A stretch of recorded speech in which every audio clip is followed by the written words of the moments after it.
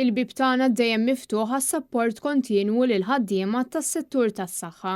Kien dan kliem il-kap tal-Partit Nazzjonista Bernard Grech waqt laqgħa li saret ma' membri tal-Allied Healthcare Workers Union il-ġimgħa wara nofsinhar fid-Dar Ċentrali. Bernard Grech wiegħed li l-partit se jkun dejjem warahom biex jaslu għal dak li qed jimmiraw għalih. Dan fil-waqt li wiegħed li l-Partit Nazzjonista fil-Gvern se jkun qed jassigura li jkun hemm ħlas ugwali għall-istess impjieg. Dan hekk kif il-pagi f'dan is-settur mhumiex ġusti bejn il-ħaddiema.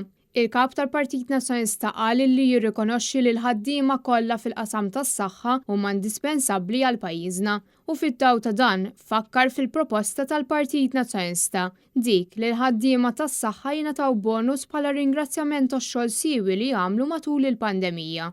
Minnaħa tagħhom, il-membri tal-Union saħħu li hemm bżonn li l-awtoritajiet jirrikonoxxu x-xogħol li jagħmlu.